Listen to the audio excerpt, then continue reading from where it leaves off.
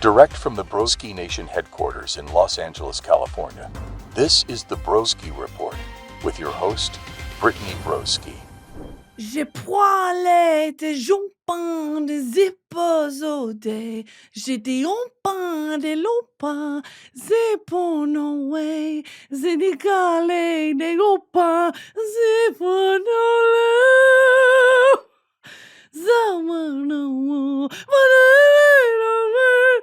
Guys, hold on. He wants to say something.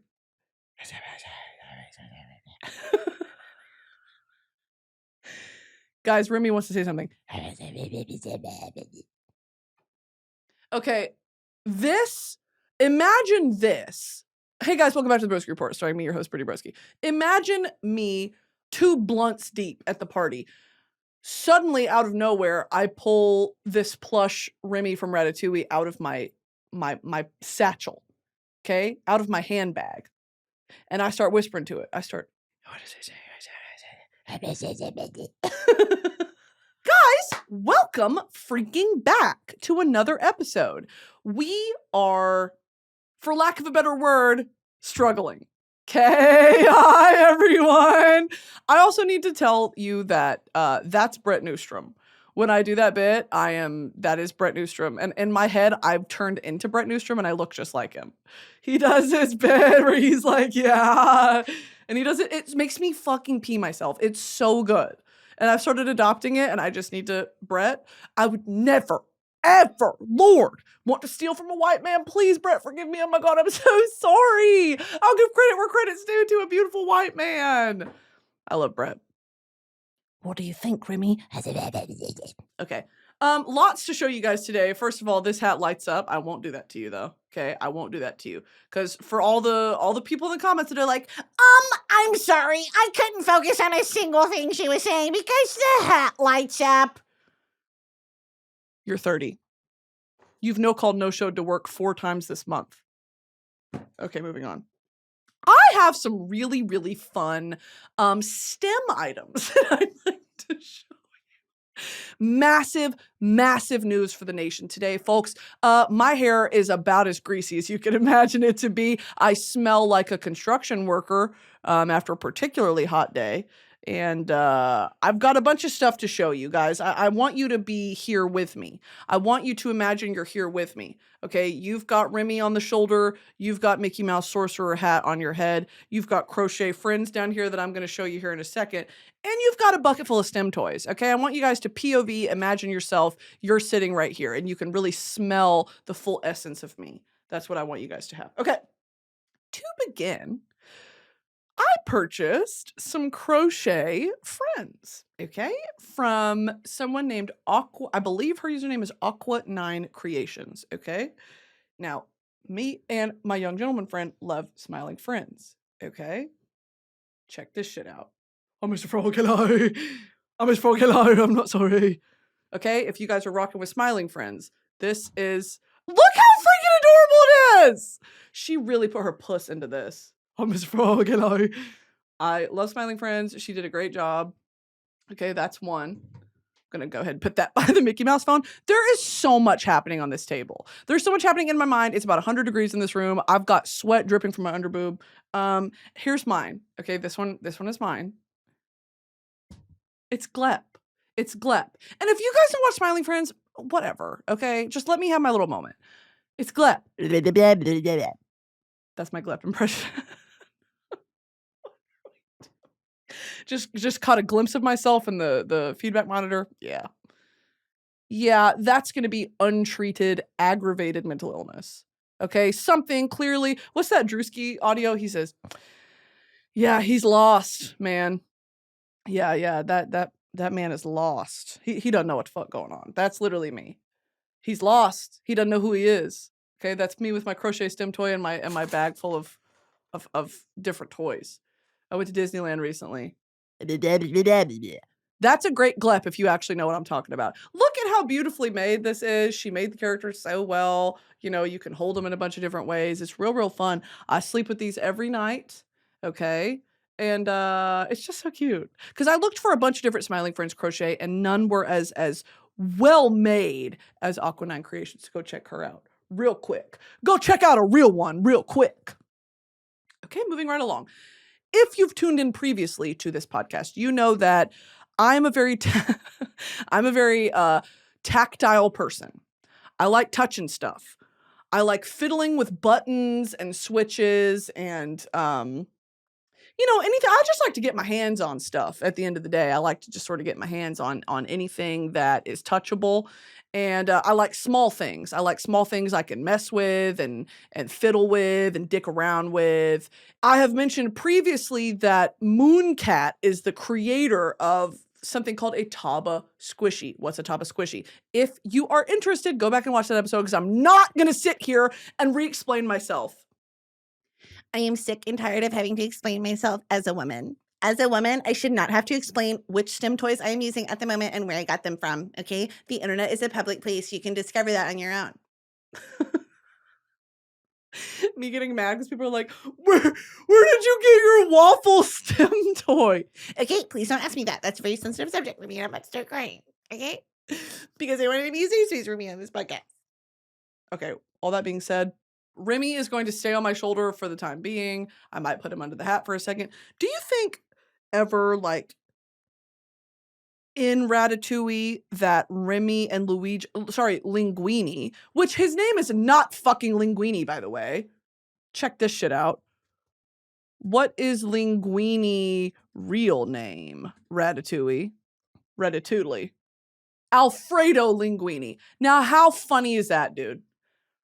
His name is Alfredo Linguini. Lou Romano plays him as Alfredo Linguini, the illegitimate son of the deceased famous chef Auguste Gusteau, and the restaurant's hapless garbage boy who befriends Remy. Illegitimate son, that's crazy to me. Bastard! He's the bastard son of the great chef Gusteau. And he's wreaking havoc on the family name. Why does he have a different last name? Linguini? Was that the mom's last name?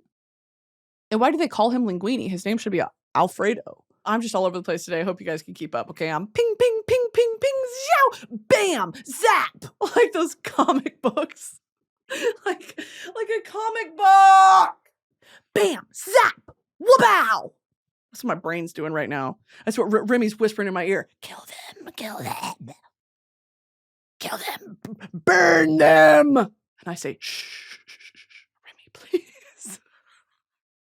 Okay, I was watching Pirates of the Caribbean last night. And there was a line that one Captain Barbossa delivers that just about had me in stitches. And it's really not that funny, but I need to incorporate this in my daily life, and I wanted to share it with y'all. He went over to his crew and he called them a feckless pack of ingrates. You feckless pack of ingrates! Isn't that good? Because scallywag, that's just not going to do it for me. I need feckless pack of ingrates. Now, see, this hat is wanting to balance on my head like a sort of fascinator, like something like this, like what Kate Middleton might wear to a nice soiree. And you want to know something in French? Welcome back to French Lessons with Brittany. What the fuck have I been talking about for 10 minutes? Could you name one thing? Here's a French phrase, okay? A French phrase. Now, if you're bidding someone like a good evening, like enjoy your evening, the real thing is bonne soirée, okay? Bonne soirée. But you say bonsoir. That's the sort of clipped version, okay? It means the same thing. Bonsoir. It means good evening. It doesn't mean like good night, like I'm going to bed. It means a good evening. Enjoy your evening. Bonsoir. Now let me double check that because I could be lying to your fucking faces and you wouldn't even know. Bonsoir. Yeah, good evening. Yeah, good night is bonne nuit. Bonne nuit. Bonsoir. Have a good evening when you leave the conversation. You're saying goodbye to your friends at that same bar. Yeah, bonne soirée. Oh, I love French. I would like to learn French. It's very similar to Spanish and Italian at the core of it. You know what I mean? The romance languages. Yeah, I'm fucking with the romance languages. You know what I'm talking about? Okay, what the fuck was I talking about? Oh, feckless pack of ingrates. Yeah, that's a good one. Okay, let's get into the Stim Toy haul. Let's stop fucking around. I know what you guys want to see. I'm here to show you what you want to see. I showed you the crochet animals. I showed you Remy. I'm going to try to get through this without succumbing to the evil nothings that Remy's whispering into my inner ear. Okay, this one is the noisiest one, so I'll do it first. This thing is nasty. I think it gave me a cold because I've been gripping and rubbing on this thing in public. I bring this shit in public with me. Now, if you can hear it in the mic, can you guess what it is? Correct. Pearls. This is pearls encased in a gooey, slimy ball. Okay, you can stretch it out like this. This was white when I got it. This was white when I got it, and it's yellow now. And there's little black hairs all over it. So if you guys are mad at me about that, I don't know what to fucking tell you, because I brought this. We were doing edibles in public the other day. We went shopping at the Grove. We were doing edibles in public, and I brought this. And in the Grove, if you've ever been to Los Angeles, in the Grove, there is this beautiful little water feature. And there is a beautiful little bench with like this public art display of the owner of the Grove, or the founder of the Grove. His kids used to sell lemonade out the Grove, okay, back in the 50s. And there is a bronze statue of all the little kids and their lemonade stand, and a little dog and a little kid fishing in the little water feature. It is adorable. And so we did some eddies and we went to the Grove, and it was the most fun I've ever had. Because here's the thing, it's not about where you are, it's about who you're with. And if you can have a blast with the person you're with anywhere, even shopping, oh bitch. Okay, so yeah, here's the first stem ball. This is a pearl stem ball. This one is a 9 out of 10, and I mean that. This one is real, real great. Even if you're new to Stim Toys, you're gonna want to fondle this thing. Okay, moving on. This is Mach 2. This is Mach 2 of the pearl ball, a smaller pearl ball. Okay. Now that sound is really fucking gross, and I should have warned you, and I did it, and I'm sorry. Okay. And there it is again. I'm sorry about that. This one is smaller. And have I left this one outside and it kind of baked in the heat? Yeah. And now there's weird bubbles in it and I'm kind of afraid to touch it. Yeah. Okay? Because BPA, what the fuck is BPA? That shit's in like receipts. What is BPA? Bisphenol A. Bisexual A. It's a chemical compound called bisexual A. Bisphenol A is a chemical compound primarily used in the manufacturing of various plastics. It is a colorless solid, which is soluble in most common organic solvents, don't care, but has very poor solubility in water. BPA is produced on an industrial scale by the condensation reaction of phenol and acetone. Okay, so what the fuck is it in? Is it harmful to humans? Yes. Exposure to BPA is a concern because of the possible health effects on the brain and prostate gland of fetuses, infants, and children. Shit. There's a link between BPA and blood pressure, type 2 diabetes, and cardiovascular disease. Awesome. You know, they always say, like, don't drink water bottles that have been out in the sun, like baking. Okay. If I'm thirsty, I'm sucking on that thing, okay? Ain't no BPA gonna stop me. Okay? Ain't no BPD gonna stop me sucking on that hot water because I'm thirsty. Okay, what is BPA found in? Shatterproof windows, eyewear, water bottles, epoxy resins that coat some metal food cans, bottle tops, and water supply pipes. Oh, perfect. Yay! Yay! So fucking everything. Woohoo! What's that shit on receipts? What is on receipts? Receipt paper. That is bad for you. What chemicals are in receipt paper? Oh, BPA. I'm so smart, dude. Thermal receipt paper is often coated with chemicals called bisphenols, such as BPA and BPS, which help with the heat-activated printing process. These chemicals are endocrine disruptors that can be harmful to human health and wildlife, and are linked to health issues such as cancer, obesity, and attention disorders. BPA can be absorbed into the body through the skin. Woohoo! Awesome! And studies have found that thermal receipts can contain BPA levels that are 250 to 1,000 times higher than the amount in a can of food. BPS is a toxic variation of BPA, and some researchers say it can be harmful to the reproductive system. Awesome! Scientific studies have linked BPS to developmental and reproductive toxicity, including low birth weight, preterm birth, and reduced fertility. Fucking hell. 80% of paper receipts from large retailers in the US contain BPS. Decline. Okay, here's what you can do if you're concerned, because I am very concerned.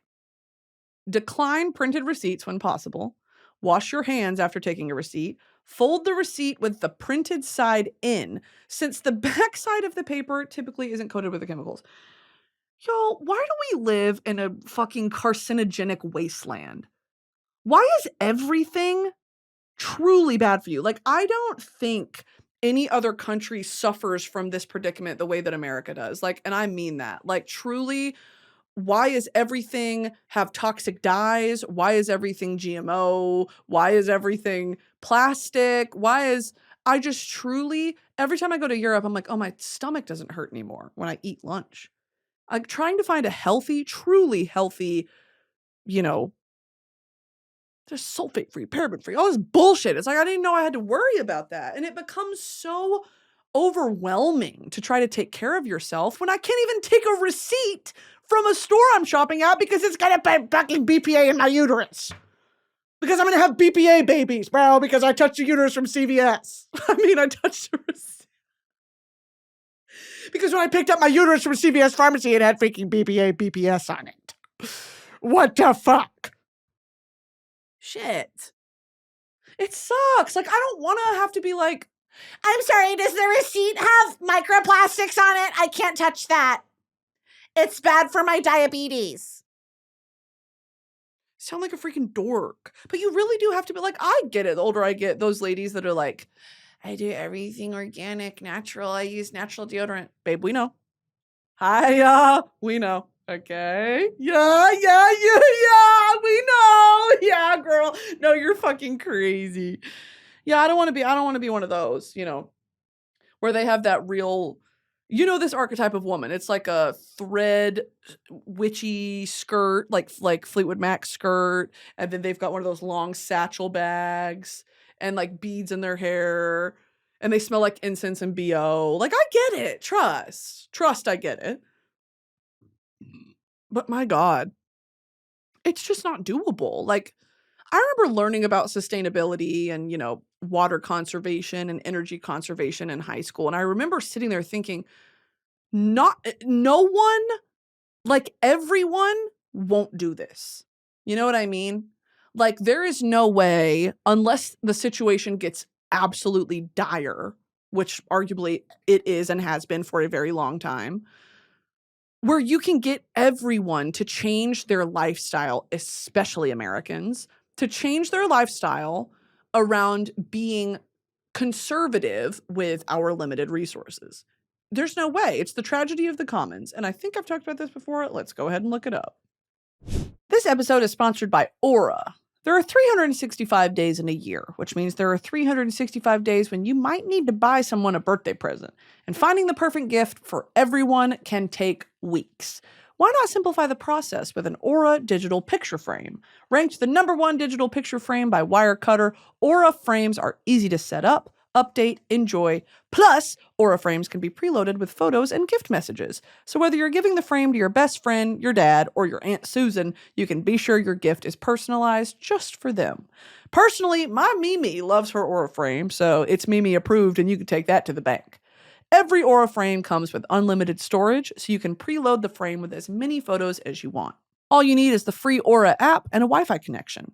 Right now, Aura is having their very first Friends and Family sale, and they've got an exclusive offer just for my listeners. For a limited time only, you can get $35 off their best-selling frame by visiting auraframes.com and using the promo code BROSKI at checkout. That's AURAFrames.com, promo code BROSKI. This is the best offer of the season, so don't miss out. Terms and conditions apply. This episode is sponsored by Factor. Warmer, sunnier days are calling. Fuel up for them with Factor's no prep, no mess meals. Make today the day you kickstart a new healthy routine. What are you waiting for? With 35 different meals and more than 60 add-ons to choose from every week, you'll always have new flavors to explore. Crush your wellness goals this month with dietitian-approved meals and ingredients that you can trust. Make your day delicious from breakfast to dessert. Stay fueled with easy, nutritious options. Treat yourself to restaurant-quality meals that feature premium ingredients like filet mignon, shrimp, and blackened salmon. Keep kitchen time to a minimum. Factor meals are ready in 2 minutes. No shopping, prepping, cooking, or cleaning up. Enjoy effortless support for your lifestyle. You can choose from 6 menu preferences to help you manage calories, maximize protein intake, avoid meat, or simply eat well balanced. Head to factormeals.com/broski50 and use code broski50 to get 50% off your first box plus 20% off your next month. That's code broski50 at factormeals.com/broski50 to get 50% off your first box plus 20% off your next month while your subscription is active. Tragedy of the Commons is an economic and environmental theory that describes a situation where individuals act in their own interest and deplete a public resource. The theory was first conceptualized in 1833 by British writer William Forster Lloyd, and then it was first used in 1968 by an American ecologist. The tragedy of the commons can occur when a common resource, such as water or land, is rivalrous in consumption, non-excludable, scarce, and a common pool resource. So essentially, it's like you can't trust people to not be greedy. And it's a larger conversation, I think, about human nature and greed and being selfish and, not being able to self-regulate to preserve something for your neighbor. And is this, part of me is like, this isn't a uniquely American thing. It's a human thing. We just see it on the world stage in a much grander way in America. Especially shit like during the beginning of the pandemic when toilet paper ran out. Why the fuck? Why? That still baffles me to this day. Of all things to try to stock up on, butt wipes? You're going to deplete the fucking Tragedy of the Commons toilet paper edition? What? Tragedy of the Commons Charmin. I just don't get it. I really don't get it. And I was raised in a household that was like, if you're at a restaurant and you have a to-go cup, you go fill that bitch up before you leave. You've paid for your drink. Maybe you've drank the whole Coke, you've drank the whole whatever. You're going to go fill up that trough of sugar water before you leave that facility because you paid for it. That was the sort of environment I was raised in. If you touch it, on the table or at a buffet, you take it and you have to finish it. And that's part of the reason why I struggled with my weight. And I still do and have for so long because it's this idea of being wasteful, which is a problem, of course. But instead of, trying to solve this issue of let me finish everything so nothing goes to waste, that's just greed, and it's overconsumption and it's not healthy and it's bad for you. I didn't really, I know a lot of people can relate to this. I don't have a good relationship with food. I do not have a healthy relationship with food. And part of that stems from this idea of not being wasteful, of, I have a very distinct memory of as a child, I had to sit there and finish my food when I didn't want to.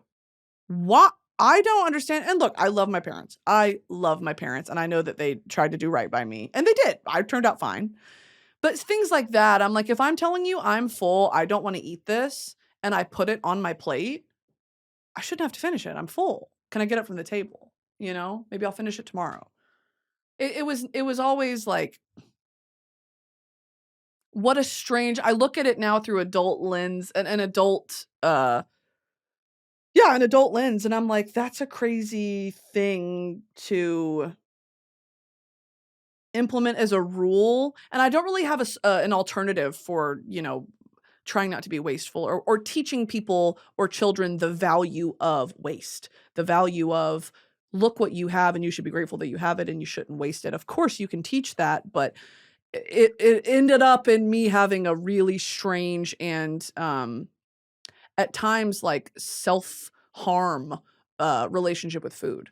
And I don't think that that's a unique experience. I know a lot of our parents sort of raised us like that. But yeah, as it relates back to this, Tragedy of the Commons, it's like, I don't know if being American influences that in a much more negative way. I'm sure it does, where that's mine and I'm taking it and it's because I paid for it. This thing of back to the soda example of if you go out to eat, one soda is enough. In fact, half of that cup is enough. You know, it's just something a little sweet to have with your salty meal. That's good. You don't need to fill up the extra large trough of a Slurpee from 7-Eleven with Coca-Cola because you paid for it. You know, it's just such a unhealthy way of viewing food and sustenance as it relates to money. And I know it's hard to separate the two, but what is fueling my body in a positive and active way versus am I getting a bang for my buck? I just don't think that should apply to food. I don't know. Y'all, let me know what you think. Let me know if I'm just talking out of my butthole. Okay? Because my butthole's yapping sometimes. The theory of the tragedy of the commons highlights the conflict between individual and collective rationality. It can be explained by individuals' tendencies to make decisions based on their personal needs, regardless of the negative impact it may have on others, or their belief that others won't act in the best interest of the group. The tragedy of the commons can be applied to many situations, including pollution, overfishing. For example, when individuals pump too much groundwater, the resource is depleted before it can be replenished, and the consequences are significant. Individual overuse of groundwater reduces the amount and quality of the water supply. Yeah, it's crazy. And what's the solution? Regulate it? I don't know if you can. So, I don't know why the fuck I brought that up, by the way. Okay, back to the Stim Toys. Back to the Stim Toys. This one I'm about to introduce is, it's very special to me. It's very special to me, and I need y'all to treat it with respect and kindness. And sorry if the second camera's been out of focus. I was preaching. This is going to be a, like, pineapple upside down French toast. Can you see that? It's going to have a pineapple on top like that, and it's a piece of toast. And this is a thick girl. When you get to squishing that, it goes everywhere. Okay, it's real gorgeous. And if you can hear it, oh yeah, it's real good. And it's real sticky too. This one's good. This one, I do find myself gravitating towards this. I'll give this one an 8. This one's an 8. Okay, this one I was very excited about. Mooncat, I love you. I love Mooncat. I love tabasquishies. I don't give a fuck. I'm like 48 years old. I love tabasquishies. This one's an ice cream. Oh my God. Oh my God. Oh my God. It's an ice cream with a little fork on it. That's real great. You see that? Are you rocking with that? Can't really see it. It's an ice cream and it's going back to its shape. Oh my God. I'm going to need to get an ice cream tattoo, I think. Here are the next tattoos I'm going to get. The Pirates of the Caribbean skull and crossbones somewhere on my arm. An ice cream. Pain and Panic from Hercules. You remember Hades' little minions? Where they're like, we are worms! And they turn into worms. And then the scene where they're both wearing Hercules merch. You bought his merch! I love Hercules. It's one of my favorite Disney movies. Okay? So those are 3 tattoos I'm getting pretty soon. I'm so excited for the Pain and Panic one. I'm going to get it in color because they're like pink and purple. Or blue and purple. Hello? Hello? Okay. This one is crazy. Check this shit out. That is popcorn. And it looks like real caramel glazed popcorn. And it squishes so good.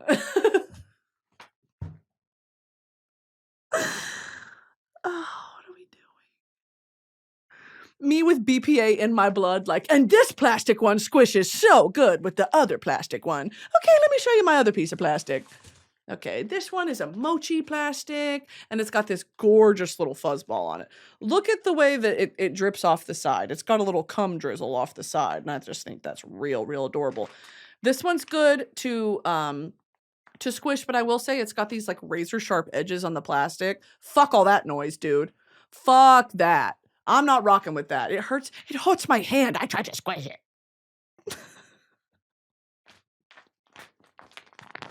Okay.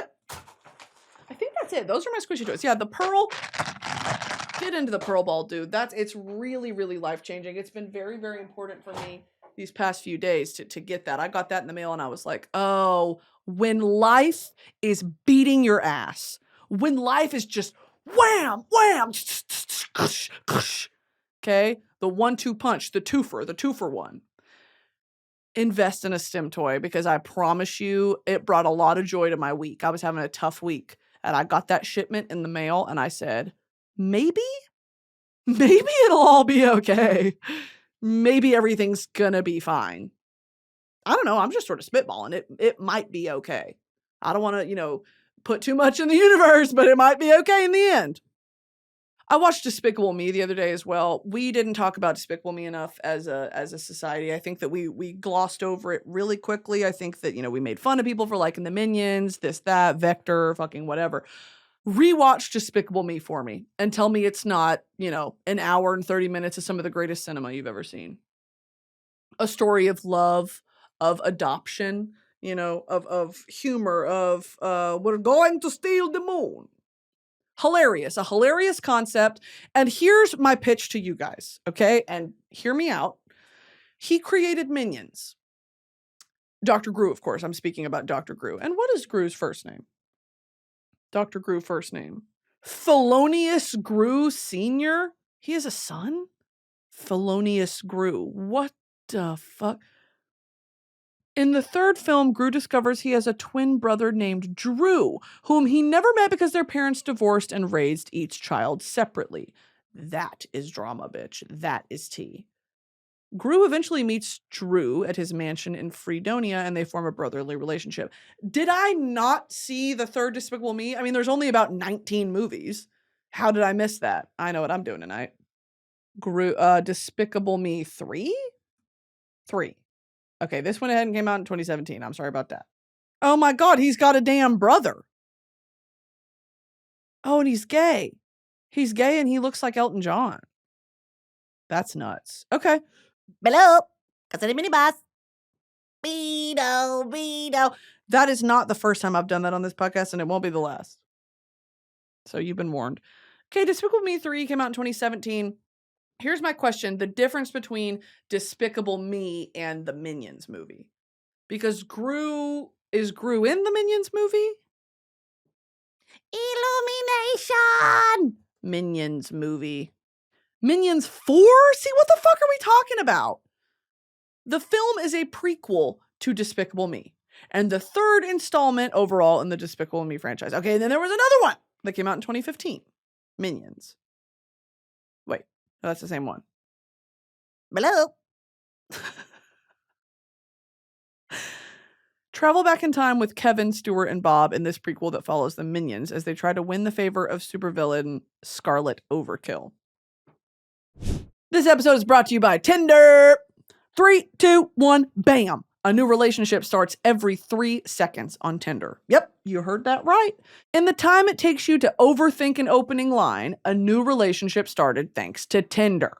I know some of you are still waiting for a meet cute moment to happen, but in reality, you might have your meet cute moment on Tinder. So don't overthink it. Open the app and take a chance on romance. No matter how your journey starts, you may join the millions of relationships that started thanks to Tinder. Explore all the possibilities for yourself on Tinder. It starts with a swipe. Download Tinder today. I feel like for the plot of this podcast, for my overall mission as an entertainer, as a researcher, as an academic, I need to rewatch all of the Despicable Me franchise in order, take heavy notes, and give my thoughts and criticisms on here, Now, they don't make statues of critics. But they make statues of Minions fans, okay? And you can take that you can run that to the bank. They make statues of Minions, and they're everywhere. All you got to do is open your eyes. There's one in Hollywood. Put it up here. There's one in Hollywood. It's a big fucking Minion that's on top of a building over on the Universal lot. It's a big fucking Minion. Hello. Forever. The Minion overlords. Imagine if there was a Minion uprising and we just had to sit back and watch.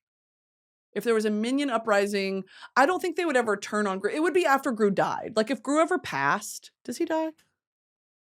Does Dr. Gru die? And now where did he get his degree? Oh, this is his dad.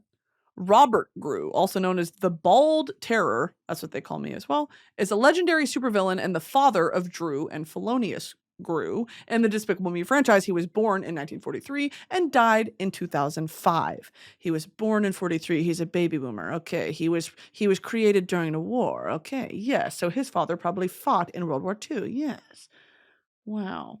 It's safe to say that Gru's granddad probably is a war vet. If not the First World War, then the Second World War. We don't know which side he was fighting on.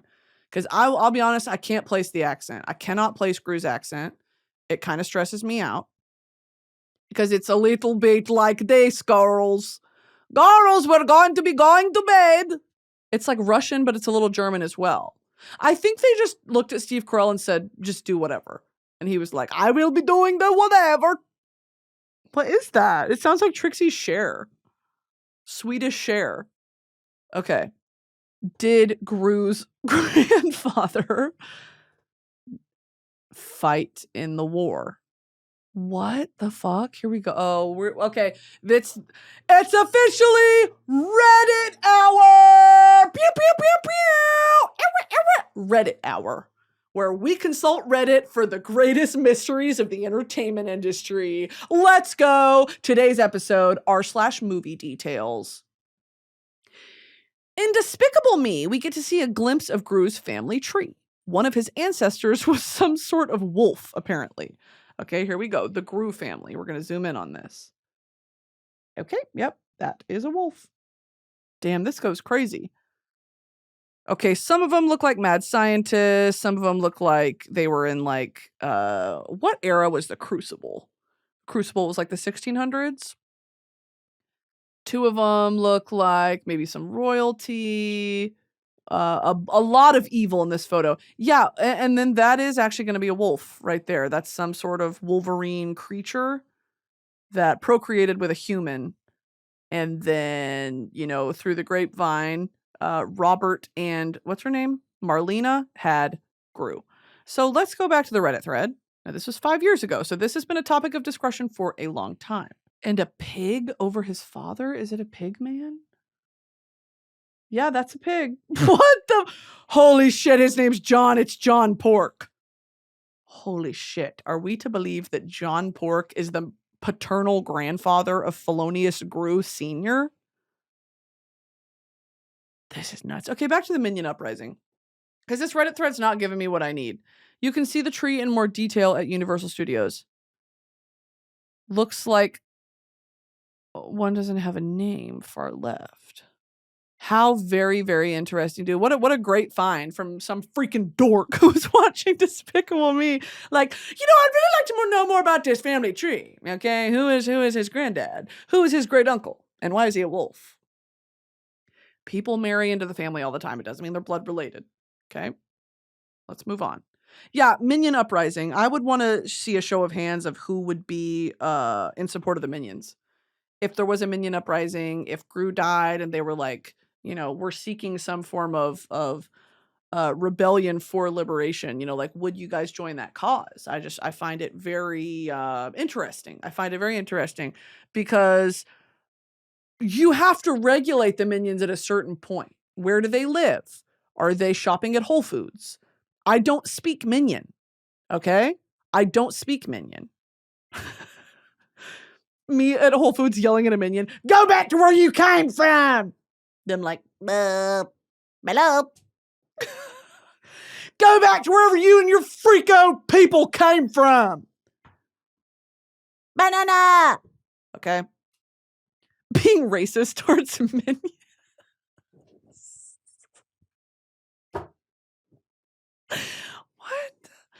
What?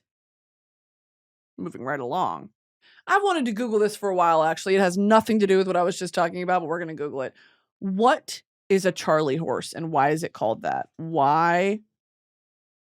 Y'all are going to learn something today. Why is Charlie horse called a Charlie horse? Oh, this is so interesting to me, dude. The term Charlie horse, which is a cramp, if you guys have ever had one, is believed to have originated in the 1880s among baseball players and is used to describe a painful muscle cramp in the leg, calf, or thigh. The origin of the term is uncertain, but there are multiple theories. I love this shit. I love how phrases kind of develop and then change over time, and the original meaning is lost, but you still get what they're trying to say. Like the original origin becomes a lost sort of piece of culture, but the phrase remains very usable. Like this. Like I know exactly what a Charlie horse is, but I don't know where it comes from, and I don't know why it's even called that. Like, did a horse bite someone's leg? I don't know. One theory is that the term comes from a lame horse named Charlie that helped groundkeepers at the Chicago White Sox's ballpark in the late 19th century. Charlie would pull a roller across the infield, and his limping stride and stiff muscles became familiar to the players. When a player would get a cramp that made it hard to walk, they would call it a Charlie horse. Okay, I like that. Another theory is that the term comes from a National League pitcher named Charlie Old Hoss Radbourne, who suffered from leg cramps and muscle pain in the late 1880s. The term Charlie horse may combine Radbourne's first name with an altered version of the second part of his nickname. Huh. The first known use of the term Charlie horse was in 1886 in a West Virginia newspaper, and some credit baseball players Jack Glasscock and Joe Quest with originating the phrase. Like most good things in this country, it's come from that damn American pastime of baseball. Am I right? Charlie horse. That's nuts, isn't it? What do y'all think about that? Oh, should we scroll r/etymology? I could spend years on this.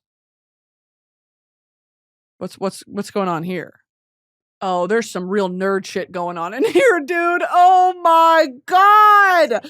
Oh my god! The freaking dorks are in this. I'm joining this Reddit thread. Subreddit, sorry. Are the names Frere and Priapus cognates? Here's a fun one about bread. Okay. I was playing Medieval Dynasty and prepping for winter when a realization hit me. Unlike most of my other food sources, my flour doesn't rot. I've been informed that flour lasts much longer when stored as forms of bread, like hardtack. That's not super important in the spectacular world of refrigeration, but if you were living in a medieval society and most of your other food sources are gone over winter, bread would probably be pretty important, right? Yes, bread is so crucial that we get two very important words from it, lord and lady. What? Loaf guardian and loaf maker, respectfully. Isn't that incredible? Respectively. No wonder they make you traverse across the entire supermarket for it. If you have any cool bread facts or know some neat stuff about the history of bread, I'd like to know. It seems like a pretty big deal the more I look into it. Who is this freaking nerd? If you have any cool bread facts or know some, if this ain't me, if this is not fucking me, dude. I guess this is pretty well-known etymology, but your companion is who you eat your bread with.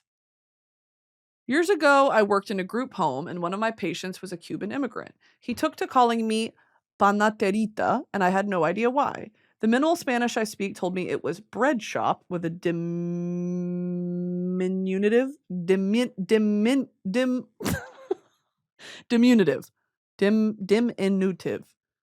He spelled that wrong. Diminutive. Small. Diminutive suffix. Finally met a Cuban Spanish interpreter and asked. Turns out it's a casual word for friend. Someone you go to the bakery with and eat bread. How freaking cute. I just listened to a podcast about this, The History of English, episode 133. Breaking bread with companions. Yeah, dude, write that down. Yeah, new favorite podcast alert. Are you serious? The History of English? Durr! Weevils. Flour won't last long. The better the flour, new grains with the germ, the faster it is infested. You will find most bread is preserved as a double-baked knackerbroth or something like that. Bread, brought. Take the Portuguese word. Now it's something I did. Okay, now we've got some fucking wise guys in this Reddit thread. Now this is something I needed to know. Thank you. It was the yeast they could do. Have any of you young gentlemen ever felt the warm touch of a woman? Have you ever smelled the sweet perfume of a real-life human lady? Just let me know in the comments. Want really old history of bread? Oh my god, I just knocked my damn Funko Pop off the shit. I just knocked the damn Funko Pop off the damn stand like an idiot. If you want really old history of bread and beer, Seamus Blackley isolated with help and revived sourdough yeast from Egyptian tombs. What? Scientists found and translated calculations for daily bread and beer rations for the workers on the Giza and older pyramids. What? And probably a receipt or offer for sweet and spiced breads in the household of Ian Nasser in Ur. The Stone Age excavations in Bavaria had grindstones and bread ovens, mostly protein-rich breads with nut meals in addition to starchy roots and seeds. What? Etymology-wise, a loaf of bread in German is a Leibbrot, which Leib is an old word for body. They're pronounced the same, and the distinction in spelling is consistent only in modern times. Oh, this is my shit, dude. I know. Okay. I'm sorry I called you guys freaking dorks, nerds who'd never touched a woman before, but can you let me in your club? Can you let me in your bread club? Can you let me in your Reddit thread? I really want to talk about etymology with you guys too. I want to learn stuff. I'm sorry I called you freaking gay dorks. I'm sorry I called you guys gay dorks. Can you let me in your club? This is so interesting. Atlas Obscura article. Wow. You know what's crazy to think about is, damn, the Egyptians were really drinking beer after a long day's work. The Egyptians, they were laying those stones. Pyramid of Giza, pyramid of this, tomb of this, right? All just, we're making history forever. They're going to go to the pub at the end of the day and have a fucking Guinness. They're going to the pub and having spiced bread and a damn Bush Light. They're having Nana bread and Bush Light. I know that's fucking right, yo! Hey, good job on them pyramids today, boys! Natty Light on the house. That's nuts. What else? Oh, y'all, get into this. Okay, focaccia, right? The Italian bread. Italian from the word for hearth or fireplace, which was the focus of the home. Ciabatta, Italian for bedroom slipper for its shape. How cute. Pumpernickel, German meaning farting rascal. No. No, no. No, no, no, no. No.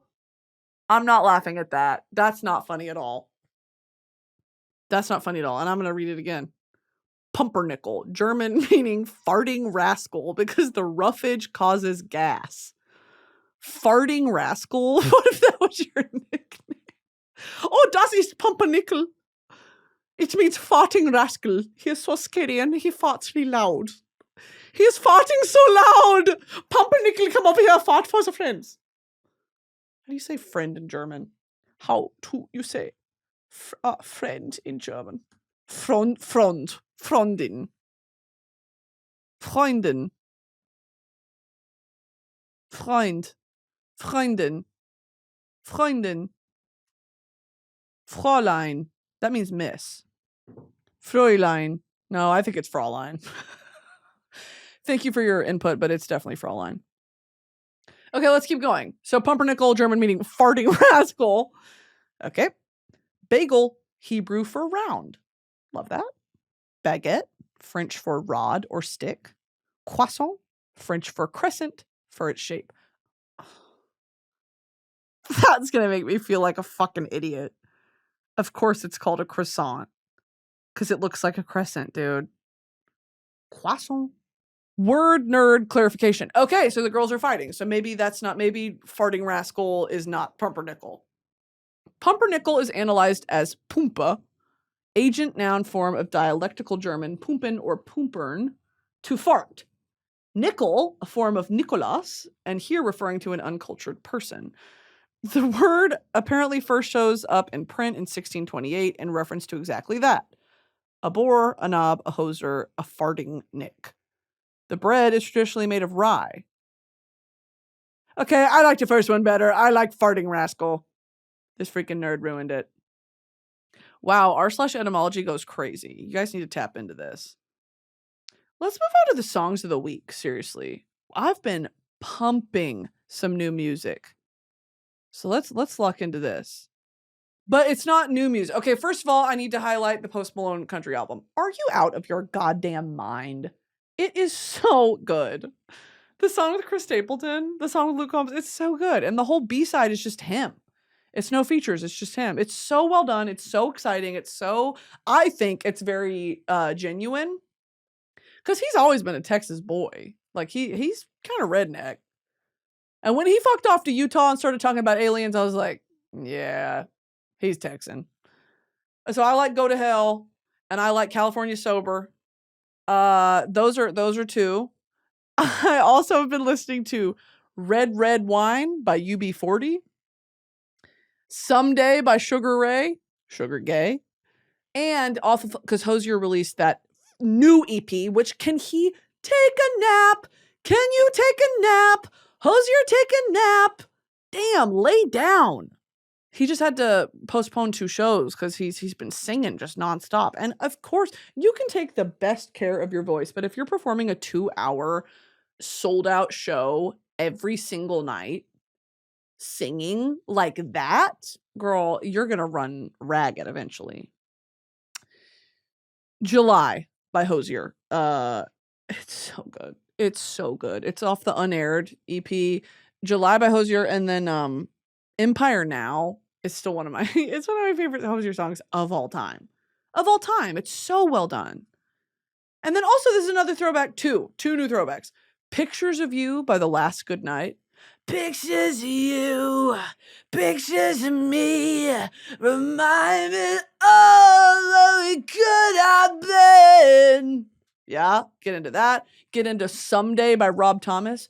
Yeah, maybe someday we'll figure all this out. Try to put an end to all I doubt. Trying to find a way to make things better now. And love Rob Thomas. And then Should I Stay or Should I Go by The Clash. Darling, you've got to let me know. Should I stay or should I go? Those are my songs of the week. I'm hung up on the Post Malone album. I really am. I find it very, very good. Sorry. Okay, guys, that might do it for me this week. Glad that we talked about the really important stuff. Tragedy of the Commons, Minions, bread lore. I really just love spending this time with you guys. I love spending this time with my people. And with that being said, I just want to say I love y'all so much. And I've really been like off the grid. I've been not posting YouTube videos. I've been not really doing TikTok. I've not been doing anything because it's rotting my fucking brain. It's rotting my brain. There's mold growing in my fucking frontal cortex. It's been bad. It's just not good. There's very few things on the internet that are good for you, So it just really caught up to me after a while. I've just been going nonstop, and it's such a fun life and a fun job. But when you're burnout and when you're just, even the things that bring me joy don't really bring me joy. It's been a weird headspace to be in. So I've been trying to take it slow, not be online as much. And it's been good. It's been working. So yeah, thanks for your patience on that front. YouTube videos, I'm taking a pause on that for a second. So go rewatch the old ones. There's some goodies out there. Go watch the old ones. I've been doing YouTube every fucking week for like 4 years. So there's plenty of videos to go watch there. We'll still be doing Broski Report every week. Royal Court's about to go nutso for the rest of this year. So go subscribe to that channel if you haven't already. If you are not registered to vote, get over here. I'm about to beat your ass. Get over here. Okay? I'm going to take you out back and I'm going to spank you if you're not registered to vote. And I say that with love in my heart. Okay? Headcount.org is a very easy way to get yourself registered to vote. Okay? Go do that for me right now. Subscribe to this YouTube channel. Rate me 5 stars on Spotify, Apple Podcasts, wherever you get your podcasts. Please, everyone, please, welcome in a prosciutto mozzarella. Do y'all remember that VeggieTales episode where he's What